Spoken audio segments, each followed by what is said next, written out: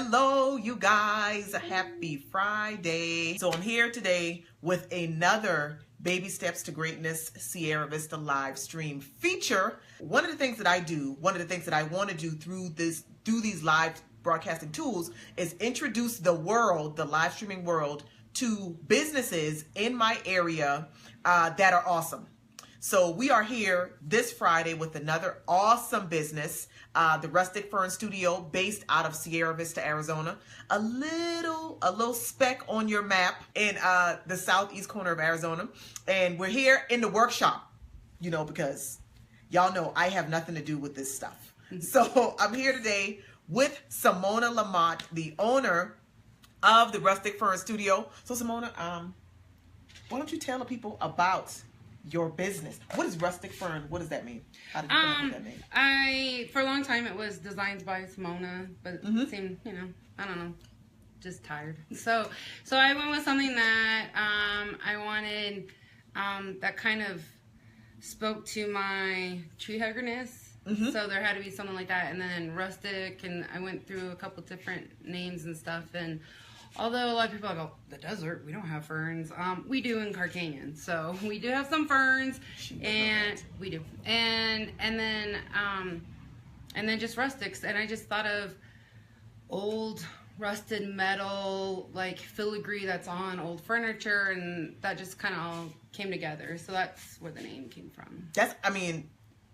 It makes sense. It's perfect for you. Yes. It's perfect. It's the perfect description of what, of what you do.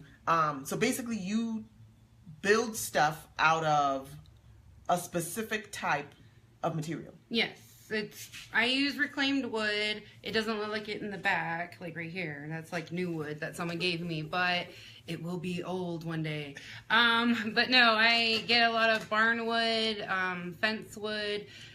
Luckily, I have a lot of friends that keep their eyes out, or they're redoing something, and they have this old wood, and I just think it's so beautiful. I think that the coloring of old wood is beautiful. I love the character of the old wood. I got some old wood from a Balm and Palmerine. Big ups to Megan and Jason for giving me that wood, but it was really cool because it was kind of like rotted on the top, and when I had it sanded down, I actually did a lot of the octopi and anchors on them. I was thinking about the alligator.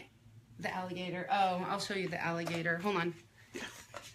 Simona, we're in Simona's workshop, and we were kind of talking, looking at the stuff that she does. And look at this. I mean, I wouldn't be able to look at that and say, oh, that's an alligator. Yeah. If she hadn't have said, this is my alligator, I would have been like, girl, throw that away. Alligator. But she has that eye. Clearly, she has I have an eye imagination. Exactly. You can do that kind of stuff. Yeah. Don't ask me to do anything with some wood. Yeah. I don't know anything about that. But so you obviously, like, this isn't something would you say you've always kind of been this person, this creative, buildy kind of, want to tear stuff up and revive old things? Yeah, definitely. I mean, when I was little, I have very early memories of doing more electronic stuff because that's what my dad did. And so take apart electronics and try to put them together. I mean, I couldn't put them back together, but I thought I did. And there was that. And then I always was drawing, always painting.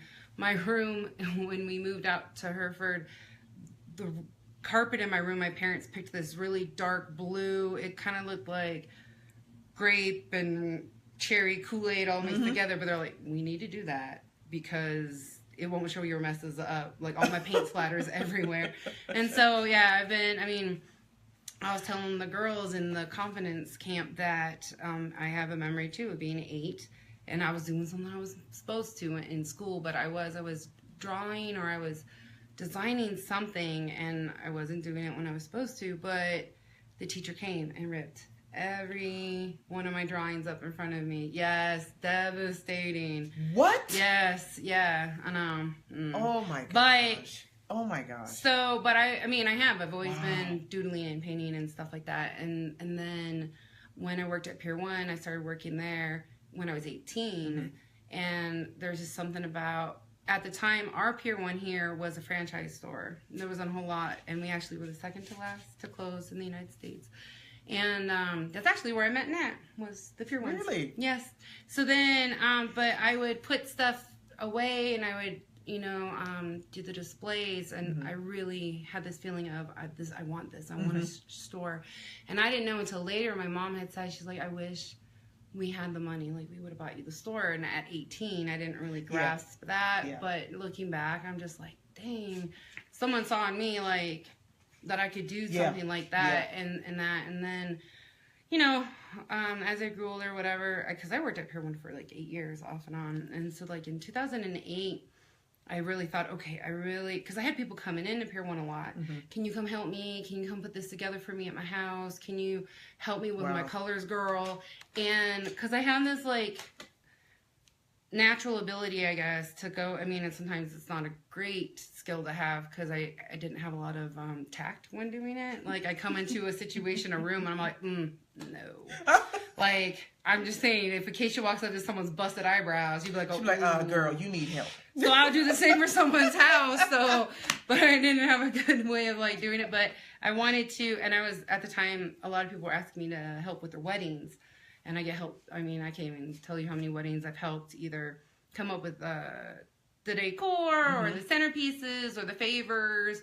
I help a lot with weddings. And so I thought in 2008, I'll do interior design and wedding planning business, because at the time we didn't really have that. I think we had someone who kind of put stuff together, but then my confidence was like wicked low, and I didn't think, why would anyone put money on like the time that I spend, or like why are my ideas worth someone spending this much or paying me this much? And so I had a lot of problems with that, and so I shelved it and that, and then I went through a little dark time where I wasn't really creating anything. I lived in a trailer in Golden Acres, and I don't know if you lived here long enough to know about the Golden Acres, no idea what that is. It was oppressive. I was oppressed. And I did not paint. I didn't do anything for like the 2 years I was there. And then I moved into this house. And I remember like calling my mom, I think like two days in or something. And I'm just crying. And I said, it's like walking in a room full of empty canvases. And I was so inspired. I was so uplifted. I mean, I don't know. Yeah, I was. I mean, bawling.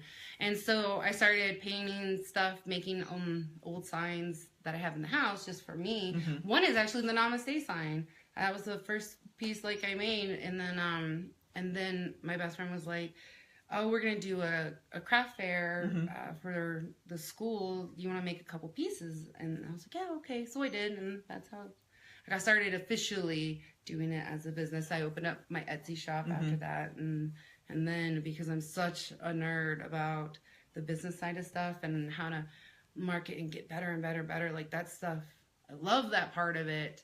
And so I, just kind of went with it, so that's how it started.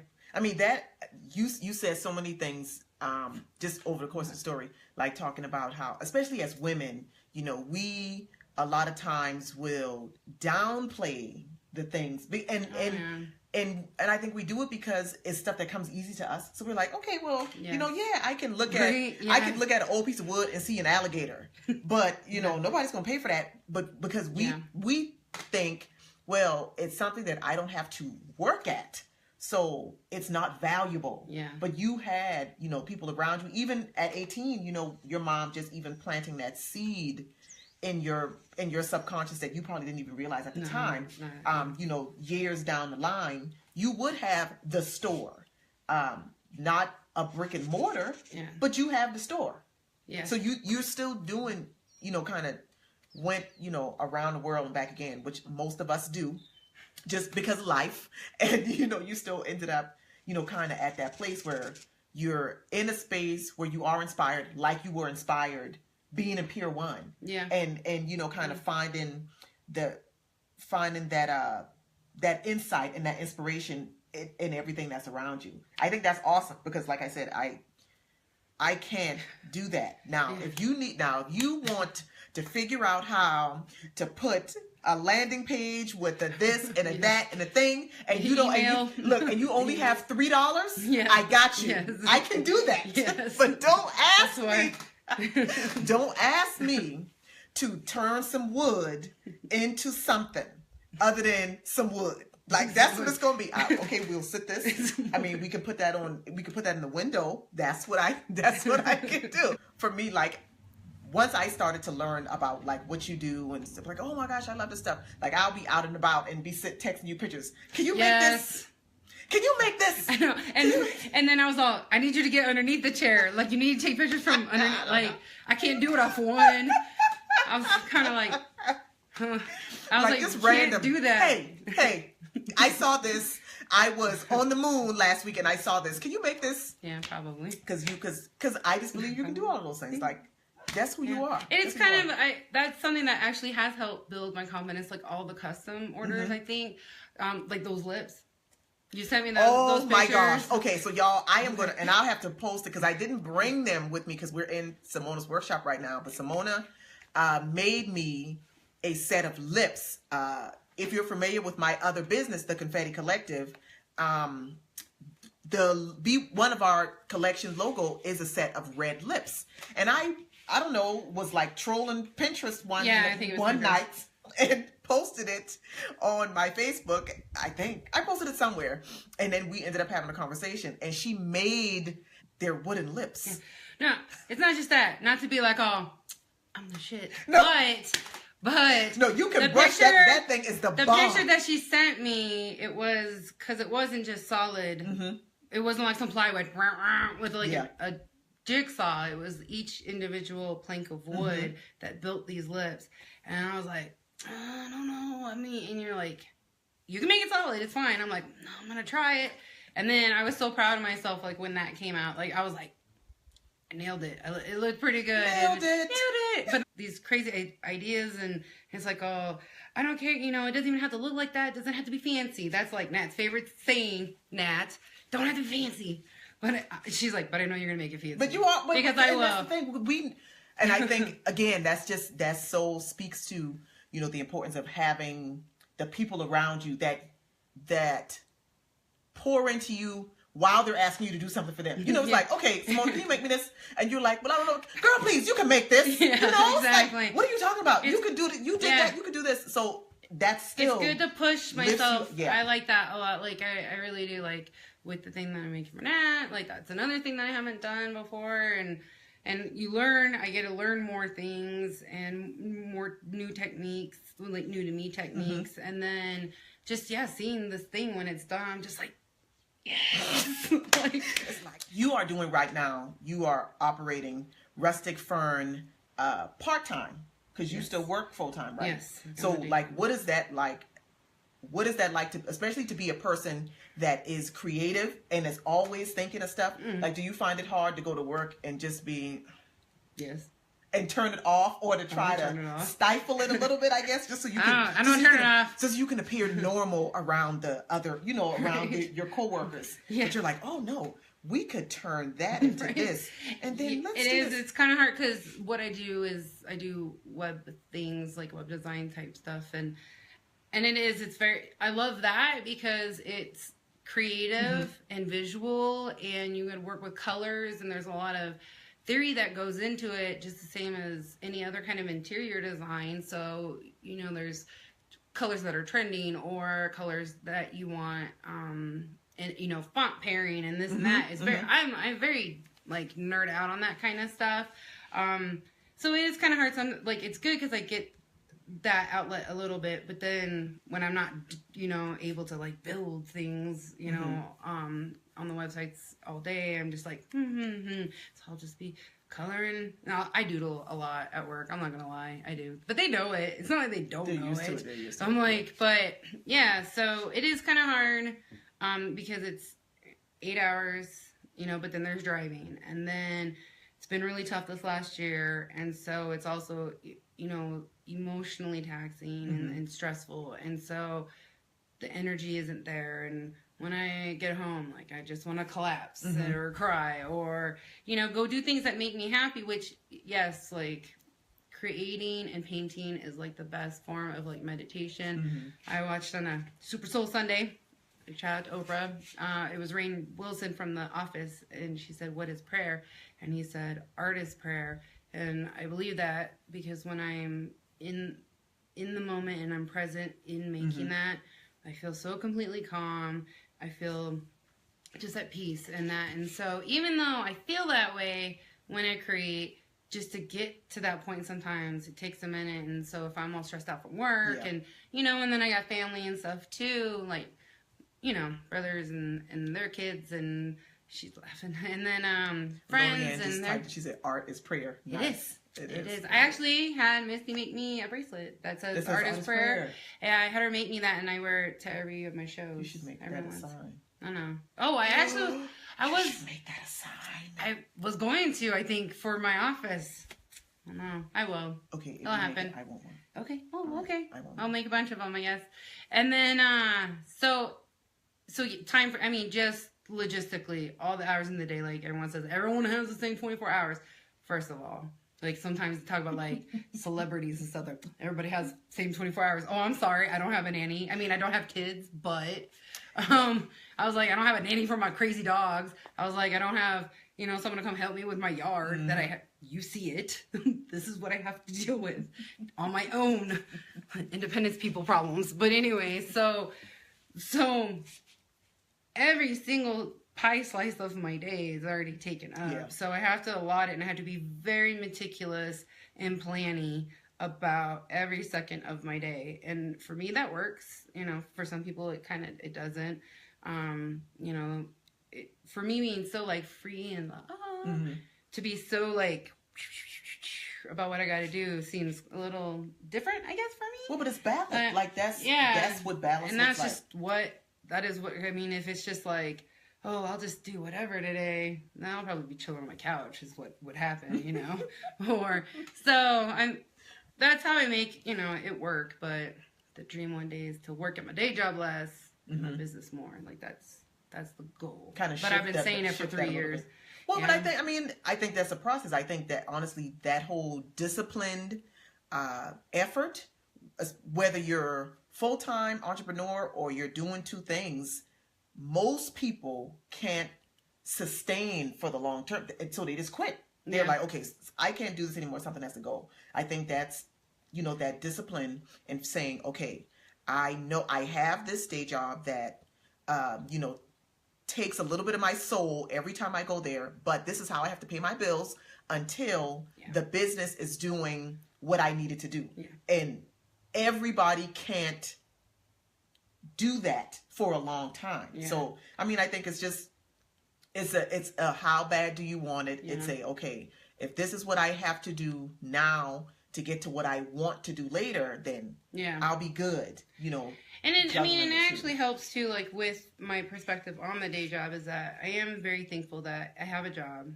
and I'm very thankful that I have the type of job that, like, by the time I go in and when I get out, I do have the evenings, you know. I think about that all the time, like, you know, when I used to work retail and stuff, like I get home at 7, well, what the hell do you do from 7 to like 9? Like you can't do a whole lot. So I'm kind of, you know, I do find ways to, you know, be thankful and see the positive parts of that. And there's a plan, and I'm very financially responsible because it is just me. So I can't just quit my job. You know what I mean? I mean, I've thought about, you know, done the numbers and seen it where and how much I would need to do for my business to scale up and then scale back my day job.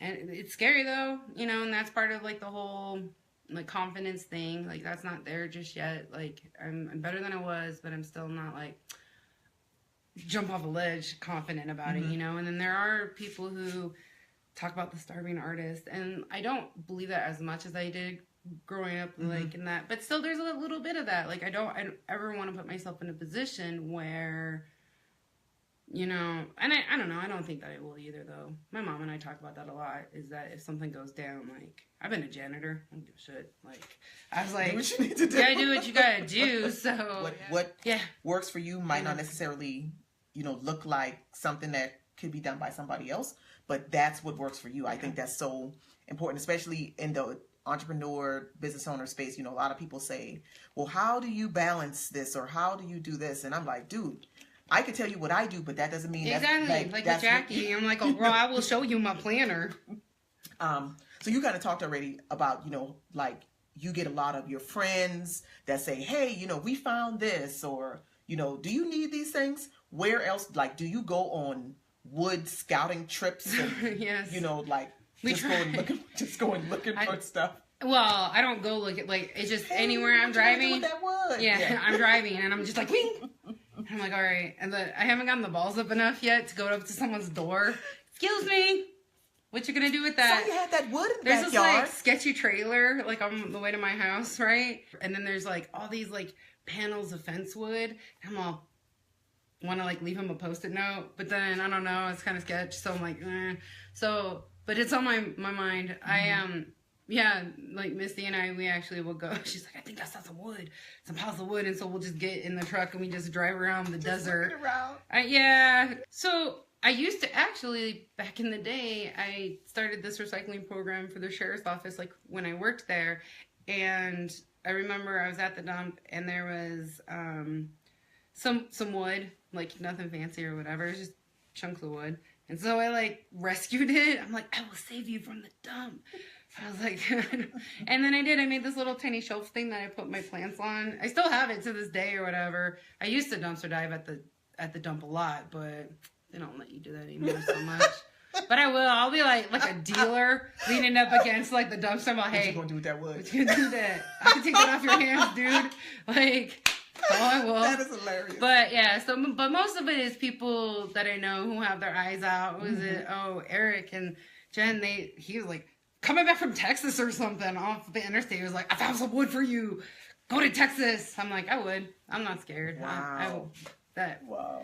But then I'm like, oh, where would I put it? I have wood here. I got wood in my back. I got wood in the shed. I got wood everywhere. So when I get down, when I dwindle down or whatever, and I can have a more manageable, I'll go on more adventures.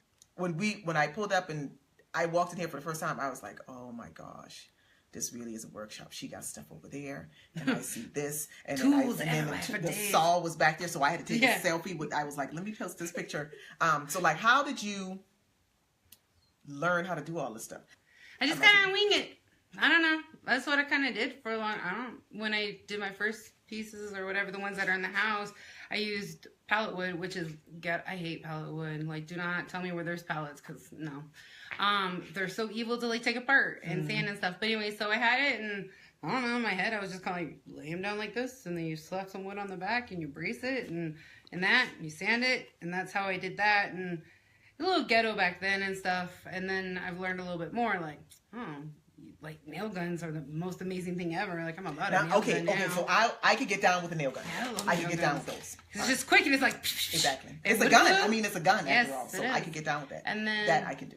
And then there's just, I don't know, winging it, a lot of stuff. But like the thing for Nat's thing that's sitting right there, I used a different technique that a friend of mine I'd asked. I was like, what do you think I should do with this and that? And I had the idea, and I'm not really used to that technique, and so he helped me and stuff, and so that's pretty cool. So I learned things along the way, but I watch a lot of DIY network, I guess. And then you have a kind of like, you have, I forget the guy's name. What was the guy's name in The Godfather?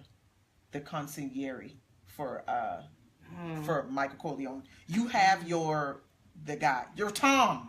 That was his name. You have your Tom that kind of advises you on things to do, and if it's something new or tools. Wait, what? Oh, well, I got someone who is very good with, well, he's not good. He's good with woodworking. Like, Misty knows who I'm talking about. He won't watch this, so it's fine.